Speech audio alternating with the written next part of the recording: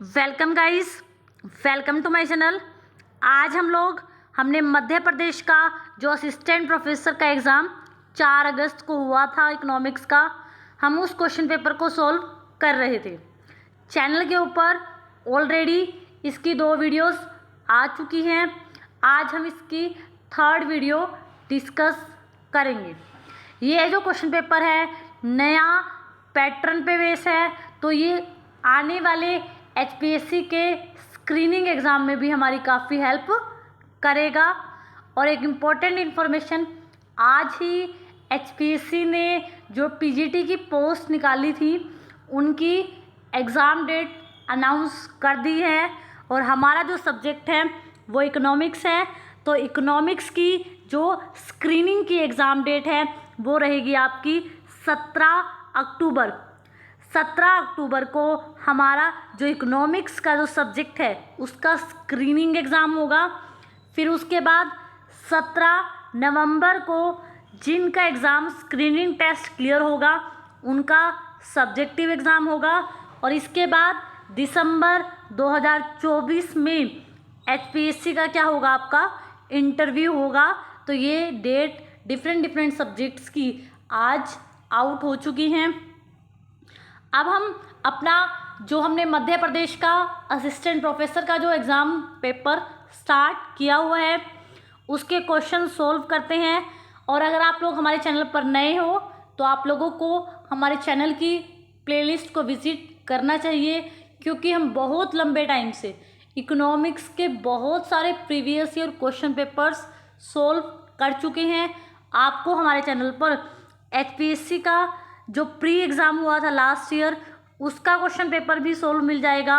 Subjective paper का discussion भी हम कर चुके हैं और डिफरेंट बहुत से प्रीवियस ईयर क्वेश्चन पेपर्स आपको इकोनॉमिक्स के यहाँ पर मिल जाएंगे। अगर आपको मेरी वीडियोस अच्छी लगती हैं, समझ आती हैं, तो आप मेरे चैनल को सब्सक्राइब भी कर सकते हो। आज का हमारा जो पहला क्वेश्चन रहेगा हमारा क्वेश्चन नंबर 68।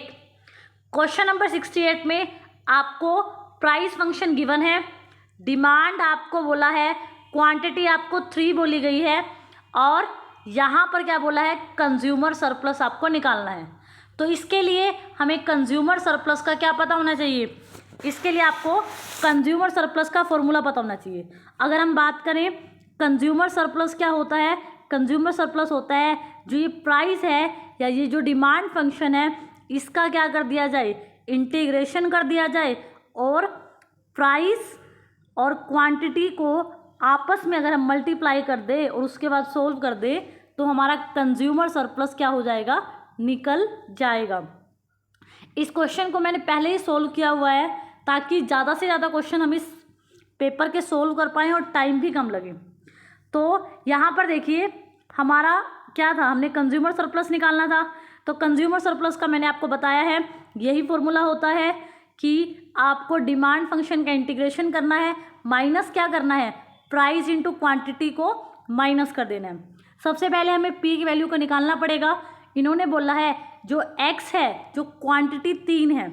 अब हमें पता है जब क्वांटिटी की वैल्यू कितनी है, 3 है, तब हमें क्या निकालना है, प्राइस फंक्शन निकालना है। हमें किसकी वैल्यू भी चाहिए, P की वैल्यू भी चाहिए, क्योंकि डिमांड फंक्शन हमारे पास क्वेश्चन में गिवन है। तो डिमांड का तो हम कर देंगे इंटीग्रेशन, क्वांटिटी हमारे पास 3 है तो हम प्राइस वाली इक्वेशन के अंदर इसको पुट करेंगे।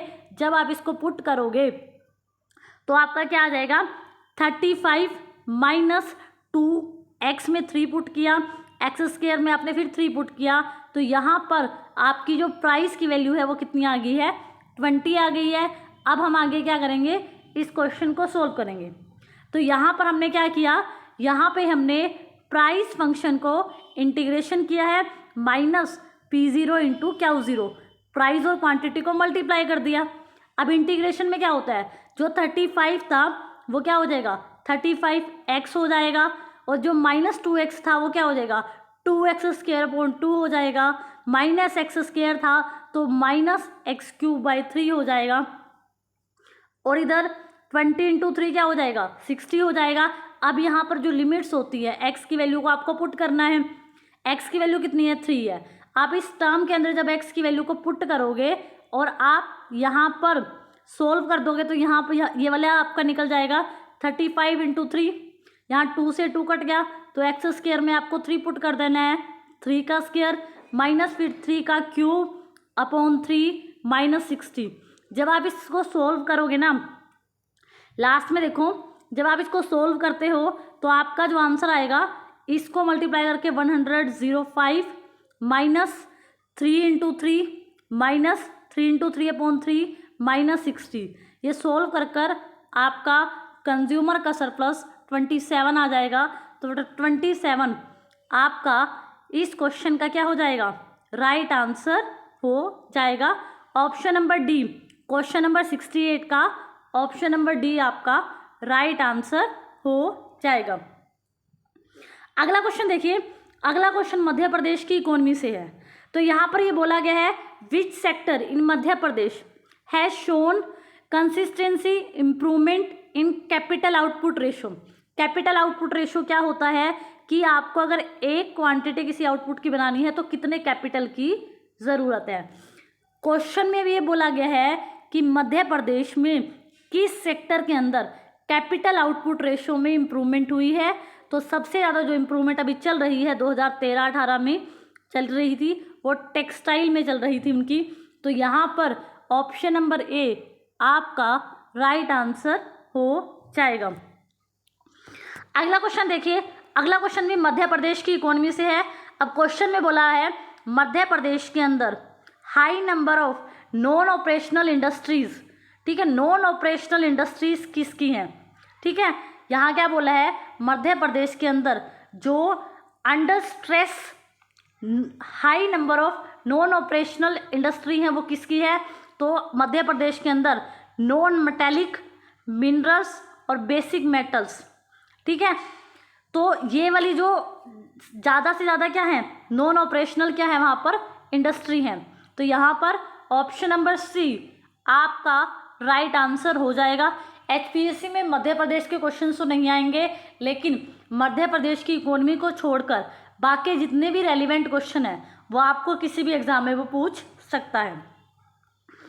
अगला क्वेश्चन देखिए, अगले क्वेश्चन में क्या बोला गया है, एज पर इकोनॉमिक सर्वे 2022-23 का इकोनॉमिक सर्वे पूछा गया है और रैंक किसकी पूछी है, फार्मास्यूटिकल इंडस्ट्री। जो भी फार्मास्यूटिकल इंडस्ट्री कौन सी होती है, जो भी मेडिसिन वगैरह बनाती है ये फार्मास्यूटिकल इंडस्ट्रीज है। तो अब ये पूछा गया है कि एज पर इकोनॉमिक सर्वे 2022-23 क्या रैंक है फार्मास्यूटिकल इंडस्ट्री की वर्ल्ड के अंदर, या वर्ल्ड वाइड प्रोडक्शन में फार्मास्यूटिकल जो इंडिया की इंडस्ट्री है उनकी क्या रैंक है।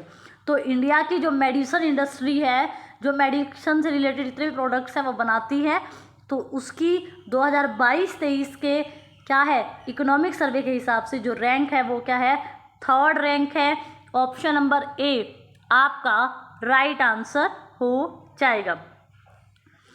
अगला क्वेश्चन है कि आपसे पूछ रहा है कि इनमें से कौन कौन सी स्टेटमेंट जो है आपकी करेक्ट है, ठीक है।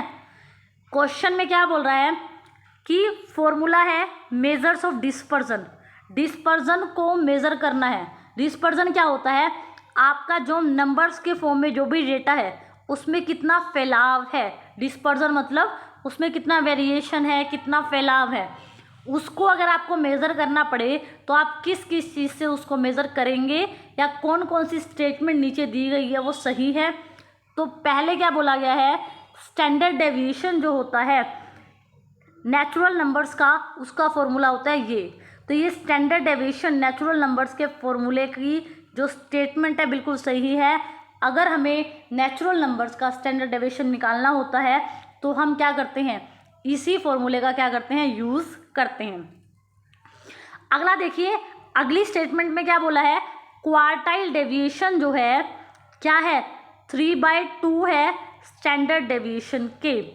अब आप देखिए क्वार्टाइल डेविएशन जो है वो क्या होता है, क्वार्टाइल डेविएशन जो आपका होता है 2/3 होता है स्टैंडर्ड डेविएशन के। तो ये वाली जो सेकंड जो स्टेटमेंट है आपकी वो गलत है, क्योंकि इन्होंने जो नंबर है उसको रेसिप्रोकल कर दिया। तो क्वार्टाइल डेविएशन 3/2 नहीं होता स्टैंडर्ड डेविएशन के। तो ये वाली स्टेटमेंट हो गई आपकी रोंग। फर्स्ट स्टेटमेंट हो गई राइट। थर्ड स्टेटमेंट देखिए क्या बोल रहा है, मीन डेविएशन, जो मीन से हम डेविएशन निकालते हैं वो क्या होता है, 4/5 होता है स्टैंडर्ड डेविएशन का। तो ये 4/5 स्टैंडर्ड डेविएशन का होता है, ये प्रॉपर्टी बिल्कुल सही है। तो ऑप्शन नंबर थर्ड भी आपका यहाँ राइट हो जाएगा। अगला क्वेश्चन देखिए, कोफिशिएंट ऑफ स्टैंडर्ड डेविएशन। ये कोफिशिएंट ऑफ स्टैंडर्ड डेविएशन का फॉर्मूला है या नहीं, आपको पता है ये किसका फॉर्मूला है, ये कोफिशिएंट ऑफ वेरिएशन का फॉर्मूला है, जिसमें हम क्या करते हैं, जिसके अंदर ये कोफिशिएंट ऑफ स्टैंडर्ड डेविएशन का फॉर्मूला नहीं है। कोफिशिएंट ऑफ स्टैंडर्ड डेविएशन में हम क्या करते हैं, मीन होती है, स्टैंडर्ड डेविएशन होता है, इनटू 100 होता है। तो वो कोफिशिएंट ऑफ स्टैंडर्ड डेविएशन का ये फॉर्मूला नहीं है, ये कोफिशिएंट ऑफ वेरिएशन का फॉर्मूला है। तो ये स्टेटमेंट भी आपकी क्या हो गई, गलत हो गई। तो यहाँ पर आपके दो ही ऑप्शन सही हैं, एक तो आपका ऑप्शन नंबर फर्स्ट ठीक है, एक ऑप्शन नंबर थर्ड ठीक है। तो ऑप्शन नंबर बी यहाँ आपका राइट आंसर हो जाएगा। अब ये वाला क्वेश्चन थोड़ा फिलोसफी से है कि Brihaspati, according to Brihaspati main important पुरुषार्थ, ये एक दो क्वेश्चन होता है ना कि थोड़ा साइकोलॉजी से आ जाता है। तो बृहस्पति के अनुसार सबसे इम्पोर्टेंट जो पुरुषार्थ होता है वो कौन सा होता है, तो सबसे जो इम्पोर्टेंट पुरुषार्थ होता है वो धर्म होता है। ये क्वेश्चन थोड़ा फिलोसफी से आया हुआ है। तो ऑप्शन नंबर ए आपका यहाँ राइट आंसर हो जाएगा। अगला क्वेश्चन देखिए, अगले क्वेश्चन में क्या बोला गया है, अगले क्वेश्चन में बोला गया है the marginal productivity theory of distribution was not explain by which of the following economist. नीचे दिए गए इकोनॉमिस्ट में से किसने मार्जिनल प्रोडक्टिविटी की, डिस्ट्रीब्यूशन होता है बंटवारे की, जो थ्योरी है उसको एक्सप्लेन नहीं किया। तो इसका जो आपका राइट आंसर होगा डेविड रिकार्डो। डेविड रिकार्डो ने कभी भी मार्जिनल प्रोडक्टिविटी की डिस्ट्रीब्यूशन थ्योरी नहीं दी, उसने डिस्ट्रीब्यूशन थ्योरी दी है लेकिन डिस्ट्रीब्यूशन की marginal productivity theory David Ricardo ने नहीं दी, वोल्रस ने दी है, हिग्स ने दी है। तो यहाँ बाकी सारे आंसर राइट है, ऑप्शन नंबर डी इस क्वेश्चन का राइट आंसर हो जाएगा। अगला क्वेश्चन देखिए, अगले क्वेश्चन में क्या बोला गया है, what significant change occur in third phase of रेनिसफाई मॉडल। आपको पता है जब हम लुईस का क्या करते हैं, लुईस का अनलिमिटेड सप्लाई का मॉडल करते हैं, वहाँ हम देखते हैं कि लेबर की जो मार्जिनल प्रोडक्टिविटी होती है वो ज़ीरो होती है। लेकिन इस प्रॉब्लम का सॉल्यूशन देता है रेनिसफाई। रेनिसफाई क्या कहता है कि जो आपका एग्रीकल्चर सेक्टर में लेबर है जो कि बहुत सारा एडिशनल पड़ा है, तो उसको क्या करो आप इंडस्ट्री सेक्टर में ट्रांसफ़र कर दो, क्योंकि एडिशनल इतना लेबर एग्रीकल्चर सेक्टर में है कि वो मार्जिनल प्रोडक्टिविटी को ज़ीरो कर रहा है। तो जब क्या करते हो आप अपने सरप्लस लेबर को एक सेक्टर से दूसरे सेक्टर में डालते हो, तो इससे क्या होता है, एवरेज जो प्रोडक्टिविटी होती है ना लेबर की वो बढ़ती है। तो यहाँ पर अब क्वेश्चन में ये पूछ रहा है कि रेनिसफाई की 3 स्टेज है, तो थर्ड जो फेज़ होता है उस टाइम पर क्या एग्रीकल्चर चेंज जो है वो अक्कर होता है। तो अगर हम बात करें थर्ड स्टेज की, तो थर्ड स्टेज जो होती है ना रेनिसफाई के मॉडल में, उसके अंदर बिल्कुल भी सरप्लस लेबर जो है वो नहीं बचता। सारा का सारा सरप्लस लेबर जो एग्रीकल्चर सेक्टर में होता है उसको हम क्या कर देते हैं, उसको हम इंडस्ट्री सेक्टर में यूज़ कर लेते हैं। और हमारा क्या होता है, एग्रीकल्चर सेक्टर जो होता है वो कमर्शलाइज होने लग जाता है। कमर्शलाइज मतलब आप उस प्रोडक्ट को बनाकर अब बेचना शुरू कर देते हैं। तो यहाँ पर हम क्या बोलेंगे, जब थर्ड फेज़ होता है रेनिसफाई के मॉडल का, हमने क्या किया है, एग्रीकल्चर से लेबर को निकाल कर इंडस्ट्री में शिफ्ट कर दिया है। तो जैसे ही आपने एग्रीकल्चर से लेबर को निकाला है इंडस्ट्री में डाला है, तो वह इंडस्ट्री में प्रोडक्टिविटी क्रिएट करेगा, और जिसकी वजह से इकोनॉमी में जो सरप्लस लेबर पड़ा रहता था अब वो नहीं रहेगा, उसका फुल यूज़ हो जाएगा, और एग्रीकल्चर सेक्टर को भी कमर्शलाइज अब जो है वो हो जाएगा। तो ये रेनिसफाई के थर्ड फेज़ का क्या है, कंक्लूज़न है। तो ऑप्शन नंबर बी यहाँ आपका राइट आंसर हो जाएगा।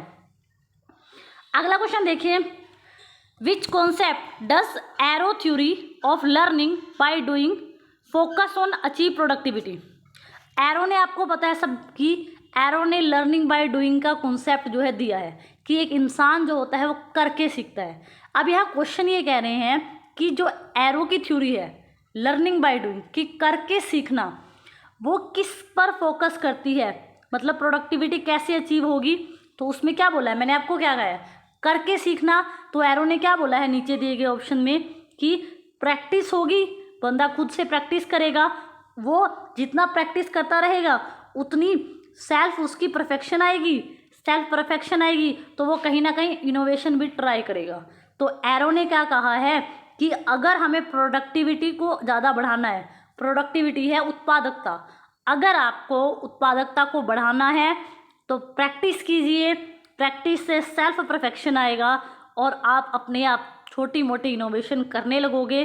तो ऑप्शन नंबर सी यहाँ आपका राइट आंसर हो जाएगा। अगला क्वेश्चन देखिए, which of the following is correct. नीचे दिए गए ऑप्शंस में से कौन सी चीज़ करेक्ट है। पहले ऑप्शन में बोला है social welfare is the part of economic welfare. अब आप देखिए सोशल वेलफेयर ज़्यादा होता है या इकोनॉमिक वेलफेयर ज़्यादा होता है। अब आप देखिए इकोनॉमिक वेलफेयर में हमेशा पैसे से रिलेटेड बात होगी, और जब आप सोशल वेलफेयर की बात करोगे तो आप क्या कहोगे कि हर एक इंसान की वेलबींग अच्छी होनी चाहिए, उनका स्टैंडर्ड ऑफ लिविंग अच्छा होना चाहिए, उनके साथ कोई इनइक्वालिटी नहीं होनी चाहिए, समाज में सब लोग उसको एक समान अधिकार दें। तो आप क्या कहोगे कि सोशल इकोनॉमिक वेलफेयर जो है, इकोनॉमिक्स जिसका संबंध पैसे से है, तो इकोनॉमिक वेलफेयर है किसका पार्ट है, सोशल वेलफेयर का। सोशल वेलफेयर ब्रॉड कॉन्सेप्ट है लेकिन इकोनॉमिक वेलफेयर उसका एक पार्ट है। ये बात तो सही है, लेकिन ये कह देना कि सोशल वेलफेयर इकोनॉमिक वेलफेयर का पार्ट है, ये गलत है। तो ऑप्शन नंबर बी यहाँ आपका राइट आंसर हो जाएगा। अगला क्वेश्चन देखिए, अगले क्वेश्चन में क्या बोला गया है, क्वेश्चन नंबर 78। यहाँ आपसे क्या पूछा गया है,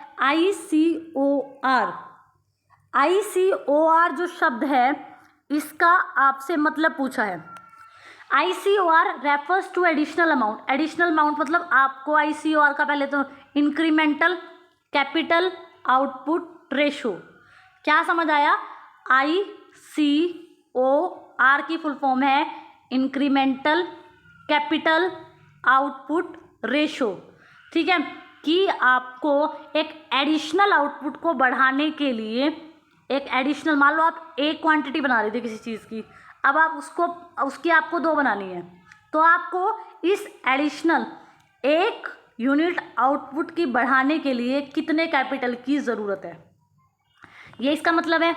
तो मैं यही मतलब, तो इसी का मतलब आपसे पूछा है बस कि एडिशनल ICOR का मतलब क्या है। मैंने आपको क्या कहा, एडिशनल ICOR का मतलब है कि आपको एडिशनल आउटपुट बनाना है और उस एडिशनल आउटपुट के लिए आपको कितने कैपिटल की ज़रूरत है। अब देखिए, output required to produce an additional unit of capital, कि आपको अगर एडिशनल आउटपुट बनाना है तो आपको क्या करनी पड़ेगी, एडिशनल यूनिट ऑफ कैपिटल की ज़रूरत है। तो यहाँ पर आपका क्या हो जाएगा, सॉरी उल्टा बोल दिया मैंने, capital required to produce additional unit of output, आपको कितने कैपिटल की ज़रूरत है जिससे आप एक एडिशनल क्या बना दो, आउटपुट बना दो। तो यहाँ उल्टा है इसका, सॉरी ऑप्शन नंबर ए आपका राइट आंसर होगा कि अगर आपको एक कैपिटल से 2 कैपिटल की ज़रूरत है तब आप एडिशनल जो आउटपुट है वो बना पाओगे। ऑप्शन नंबर ए यहाँ आपका राइट आंसर हो जाएगा। अगला क्वेश्चन देखिए, अगले क्वेश्चन में 2011 में मध्य प्रदेश की लिटरेसी पूछी गई है। तो ये अगेन वही उस तरह का क्वेश्चन है कि ये हमारे एग्ज़ाम से उतना रेलेवेंट नहीं है, लेकिन फिर भी जो अप्रोक्सीमेटली 70.3 या 70.6 के आसपास मध्य प्रदेश की जो लिटरेसी रेट है 2011 में इतनी ही थी। तो हम ऑप्शन नंबर डी के साथ जाएंगे। ऑप्शन नंबर डी यहाँ आपका राइट आंसर हो जाएगा। अगला क्वेश्चन देखिए, क्वेश्चन नंबर 80। क्वेश्चन नंबर जो 80 है यहाँ से आपसे पूछ रहा है कि मध्य प्रदेश में सितंबर 2020 जब कोरोना का टाइम था उस टाइम पर जो मोर्टेलिटी रेट है, जो मृत्यु दर है, वो कितनी थी? उस टाइम कितनी थी? 6.1000%। ये उस टाइम पर सितंबर में मध्य प्रदेश की क्या थी? मोर्टेलिटी रेट थी। ऑप्शन नंबर बी आपका राइट आंसर हो जाएगा।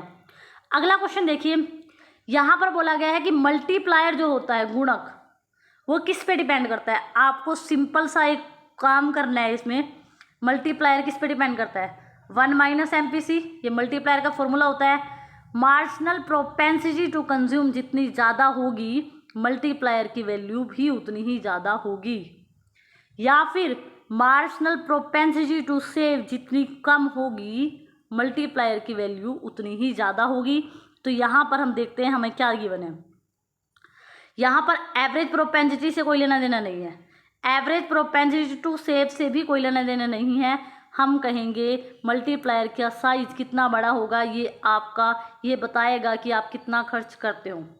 MPC बताएगा कि आपके मल्टीप्लायर की वैल्यू क्या रहेगी। MPC ज़्यादा तो मल्टीप्लायर ज़्यादा, MPC कम तो मल्टीप्लायर भी कम। ऑप्शन नंबर बी आपका राइट आंसर हो जाएगा। अगला क्वेश्चन देखिए, अगले क्वेश्चन में क्या बोला गया है? अजम्पशन आपसे पूछी गई है एक्सेलरेटर, एक्सेलरेशन प्रिंसिपल आपने पढ़ा है। एक्सेलरेटर होता है कि आपको कैपिटल आउटपुट रेशो, कि एक यूनिट आउटपुट बनाने के लिए कितना कैपिटल चाहिए। मान लो 1 यूनिट मुझे अगर आउटपुट बनाना है तो मुझे मान लो 5 कैपिटल की ज़रूरत है, तो कैपिटल आउटपुट रेशो क्या हो जाएगा? यहाँ पर यही एक्सेलरेटर होता है। अब क्या एक्सेलरेशन की जो प्रिंसिपल है, क्या उसकी अजम्पशन है, आपको क्वेश्चन में ये बताना है। तो जो इसकी अजम्पशन है मैं आपको वो समझा देती हूँ। तो एक्सेलरेशन क्या कहता है कि हमारे यहाँ पर इलास्टिक सप्लाई ऑफ क्रेडिट होती है और in elastic supply of capital होती है। इलास्टिक सप्लाई ऑफ क्रेडिट का मतलब है कि आपको बहुत आसानी से जो है वो क्या मिल जाता है? क्रेडिट मिल जाता है। ज़रा सा रेट ऑफ इंटरेस्ट में चेंज होने पर आसानी से इकोनॉमी में क्रेडिट की सप्लाई हो जाती है। लेकिन हमारे लिए समस्या कहाँ आती है? समस्या हमारी वहाँ आती है कि हमारे पास कैपिटल नहीं होती। कैपिटल का मतलब है आपको मशीनरी वगैरह की सप्लाई करने में बहुत दिक्कत आती है, तो आप शॉर्ट रन में तो इन रिसोर्सेज को बढ़ा भी नहीं पाते। तो इसी वजह से सप्लाई ऑफ कैपिटल का मतलब है जितनी भी मशीनरी है या फिक्स असेट्स जो है उसकी सप्लाई तो हमारी रहती है इनइलास्टिक, लेकिन जो हमारा क्रेडिट होता है उसकी सप्लाई क्या रहती है? हमारी इलास्टिक होती है।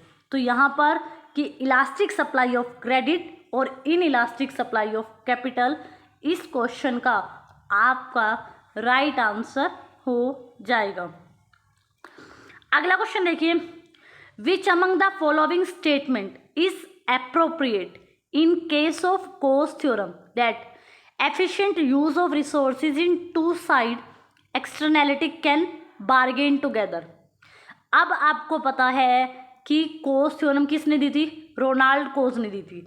और रोनाल्ड कोस ने ही ये स्टेटमेंट दिया था कि मार्केट जब फेल होती है उसको ठीक करने का एक ही तरीका है कि आप अपनी प्रॉपर्टी के राइट्स डिफाइन कर दो।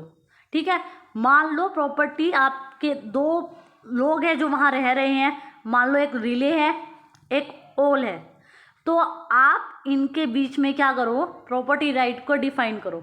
और जब आप ये काम कर रहे हो और आपको पता है जब तक प्रॉपर्टी राइट डिफाइन नहीं होंगे तो एक्सटर्नैलिटी होगी, दोनों साइड से एक्सटर्नैलिटी होगी। और इस प्रॉब्लम का एक यही सोल्यूशन है कि आप प्रॉपर्टी राइट डिफाइन करो। जब आप प्रॉपर्टी राइट डिफाइन कर रहे हो, मान लो आप रिले को दो या ओल को दो, इस टाइम पर आपके रिसोर्सेज का तभी एफिशिएंट यूज़ होगा जब आप प्रॉपर्टी राइट डिफाइन कर रहे हो रिले और ओल के बीच में। उस टाइम पर आपकी ट्रांजैक्शन कॉस्ट, मतलब किसी को अगर आपको प्रॉपर्टी के राइट्स देने हैं, मान लो आप प्रॉपर्टी राइट्स दे रहे हो, तो उस टाइम पर कुछ ना कुछ खर्चे आते हैं ना। तो रिले और ओल ने क्या बोला कि कोस थ्योरम में रोनाल्ड कोस ने बोला कि कोस थ्योरम ही है जिससे आपके रिसोर्सेज का एफिशिएंट यूज़ होगा। और एफिशिएंट यूज़ तभी होगा जब आप प्रॉपर्टी राइट डिफाइन करोगे।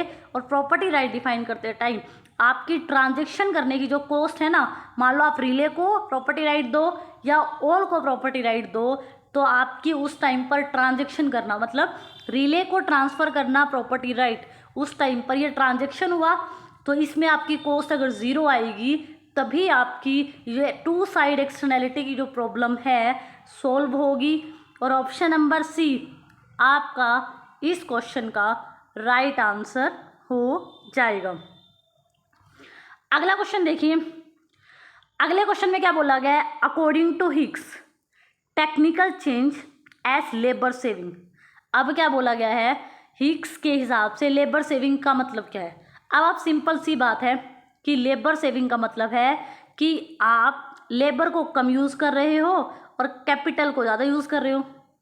ठीक है, आप किसको ज़्यादा यूज़ कर रहे हो, आप कैपिटल को ज़्यादा यूज़ कर रहे हो as compare to labour. Labour saving का मतलब क्या है, आप लेबर को बचा रहे हो। इसका मतलब आपकी मार्जिनल प्रोडक्टिविटी ऑफ कैपिटल जो है वो क्या है, मार्जिनल प्रोडक्टिविटी ऑफ कैपिटल जो है आपकी, कैपिटल का यूज़ ज़्यादा है और लेबर का यूज़ कम है। ठीक है, तो यहाँ पर आप देखो राइज होगी आपकी marginal productivity of capital related to labour, क्योंकि आप कैपिटल का यूज़ ज़्यादा करोगे तो आपकी कैपिटल की प्रोडक्टिविटी बढ़ेगी और लेबर की प्रोडक्टिविटी आपकी कम होगी। इसका मतलब आपने लेबर को बचाया है, उसको सेव किया है, और यही जो बात ऊपर स्टेटमेंट में बोली गई थी, तो यही ऑप्शन है जो इस बात को सेटिस्फाई करता है कि आपकी राइज करेगी मार्जिनल प्रोडक्टिविटी ऑफ कैपिटल और लेबर की जो आपकी प्रोडक्टिविटी है वो कम रहेगी, किसके कंपैरिजन में, कैपिटल के कंपैरिजन में। तो ऑप्शन नंबर सी यहाँ आपका राइट आंसर हो जाएगा। ये क्वेश्चन फिर से रिपीट हुआ है इसमें पेपर में कि किसने वॉन्टलेसनेस की थ्योरी दी थी। तो जे.के. मेहता थे जिन्होंने इकोनॉमिक्स में वॉन्टलेसनेस की थ्योरी दी थी। ऑप्शन नंबर ए आपका राइट आंसर हो जाएगा। अगला क्वेश्चन देखिए, पब्लिक गुड के करैक्टरिस्टिक्स आपसे पूछी गई है। ये क्वेश्चन तो हम बहुत बार डिस्कस कर चुके हैं कि पब्लिक गुड वो गुड होती हैं जिनमें ना तो कोई कंपटीशन होता है और ना ही आप किसी को निकाल सकते हो। तो non rivalness and non excludable, option number B यहाँ आपका राइट आंसर हो जाएगा। अगला क्वेश्चन देखिए, who is consider the father of zero base budgeting. किसको जीरो बेस बस्टिंग का फादर कहा जाता है, पीटर ए पायर। आप सबको पता है कि जिसने जीरो बेस बस्टिंग का कॉन्सेप्ट दिया था पीटर ए पायर थे वो। तो शायद 1969 के आसपास की बात है या 1979, एग्जैक्ट ईयर मुझे ध्यान नहीं, लेकिन ये कॉन्सेप्ट पीटर ए पायर ने दिया था। अगला क्वेश्चन देखो, अगले क्वेश्चन में बोला है परचेजिंग पावर पैरिटी की जो इंटरनेशनल ट्रेड की जो थ्योरी है वो किन्होंने डेवलप की थी। परचेजिंग पावर पैरिटी की जो थ्योरी है इंटरनेशनल ट्रेड की, वो जो है 1895 के अंदर, परचेजिंग पावर पैरिटी की जो थ्योरी है वो कब इंट्रोड्यूस की गई थी, 1895 के अंदर इंट्रोड्यूस की गई थी। ऑप्शन नंबर बी यहाँ आपका राइट आंसर हो जाएगा। अगला क्वेश्चन देखिए, अगले क्वेश्चन में क्या बोला गया है,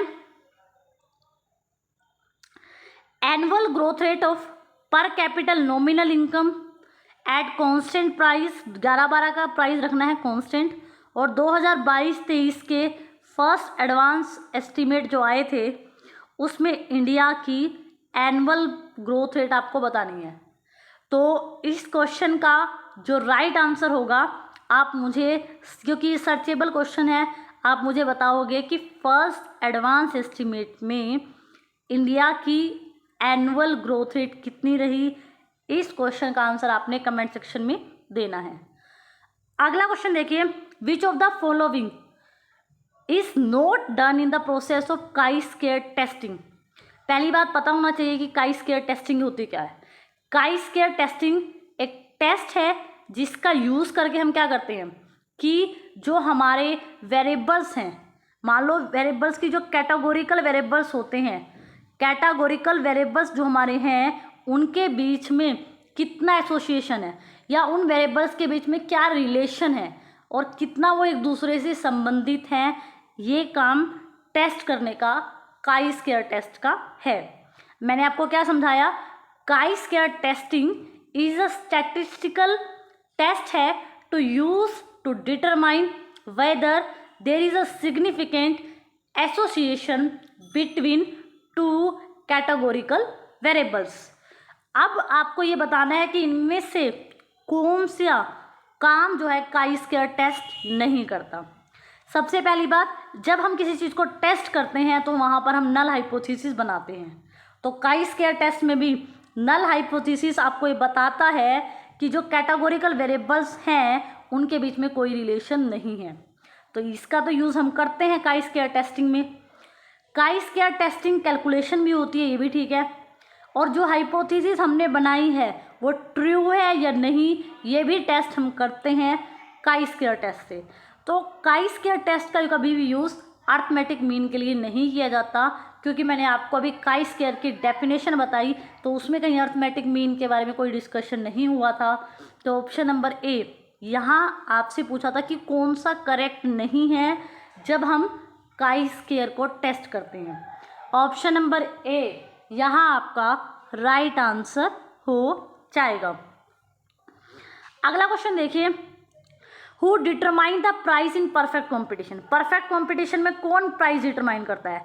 इंडस्ट्री डिटरमाइन करती है। इंडस्ट्री प्राइस को डिसाइड करेगी, फर्म उसको एक्सेप्ट करती है। ऑप्शन नंबर बी यहाँ आपका राइट आंसर हो जाएगा। अगला क्वेश्चन देखिए, each agent is to make one choice. जब एक एजेंट किसी एक चॉइस पर स्टिक रहता है तो इसको क्या बोलते हैं? आपने गेम थ्योरी पढ़ी है।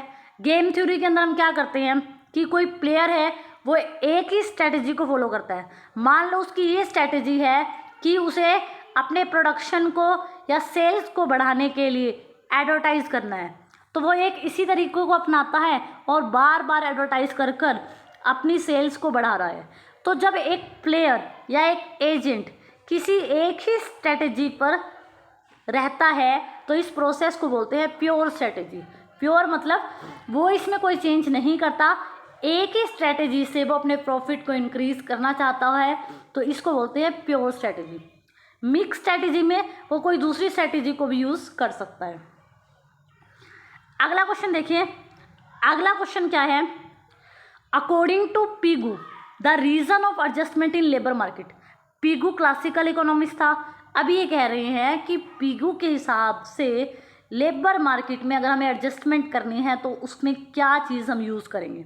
अब क्लासिकल इकोनॉमिस्ट जितने भी थे वो क्या कहते थे कि अगर इकोनॉमी में बहुत ज़्यादा अनएम्प्लॉयमेंट है लेबर मार्केट में तो उस टाइम पर आप उनकी वेज रेट को घटा दो तो हमेशा और अपने आप ही सब एडजस्ट हो जाएगा।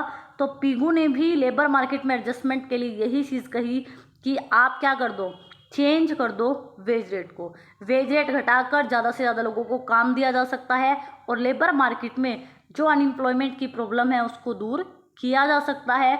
तो ऑप्शन नंबर डी यहाँ आपका राइट आंसर हो जाएगा।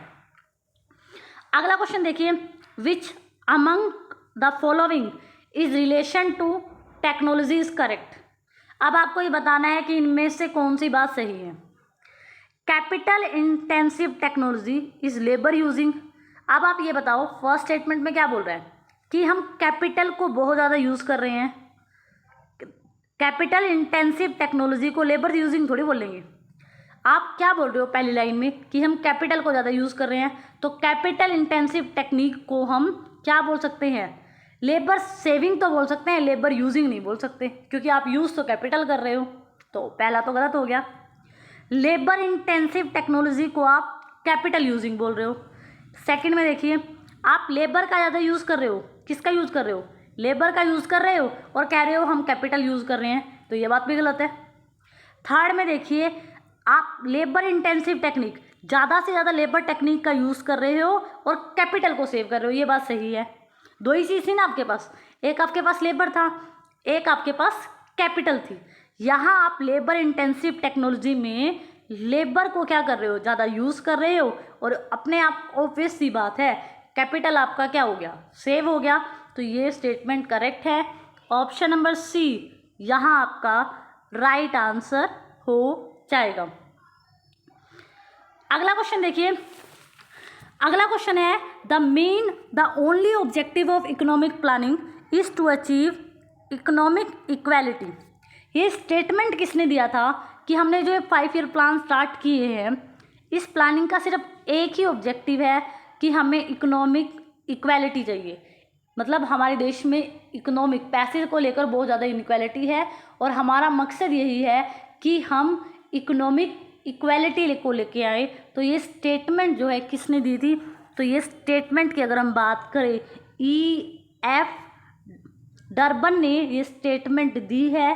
तो ऑप्शन नंबर बी यहाँ आपका राइट आंसर हो जाएगा। अगला क्वेश्चन देखिए, अगला क्वेश्चन है if the elasticity of demand is greater than elasticity of supply, तो बर्डन किस पे पड़ेगा, आपसे क्वेश्चन पूछा गया। अब आप एक बात बताओ, जब डिमांड ज़्यादा होगी सप्लाई से, इलास्टिसिटी को भी छोड़ो, डिमांड ज़्यादा है किससे, सप्लाई से। जब डिमांड ज़्यादा होती है सप्लाई से तो प्रोड्यूसर क्या करता है, प्राइसेस बढ़ा देता है। तो यहाँ पर भी तो वो यही करेगा, जब डिमांड की इलास्टिसिटी ज़्यादा है सप्लाई की इलास्टिसिटी से, तो ज़्यादा बर्डन वो किस पे डालेगा, कंज्यूमर पे डालेगा, क्योंकि कंज्यूमर डिमांड ज़्यादा कर रहा है और कंज्यूमर पर बर्डन तो रहेगा ज़्यादा और सेलर पर जो बर्डन रहेगा वो क्या रहेगा, कम रहेगा। ऑप्शन नंबर ए आपका यहाँ राइट आंसर हो जाएगा। अगला क्वेश्चन देखिए, question number 97 who deserve the credit for making public debt as a useful and important part of public economics. किसने ये बात बोली कि जो क्रेडिट होती है पब्लिक डेट से, अब वो एक बहुत इम्पोर्टेंट पार्ट होता है पब्लिक इकोनॉमिक्स का। तो ये जो स्टेटमेंट है ये किसने दी है, तो ये जो स्टेटमेंट है ये किसने दी है, इस क्वेश्चन का आंसर भी आप सर्च करके मुझे कमेंट सेक्शन में बताओगे। आज हम यहीं अपना सेशन ख़त्म करते हैं।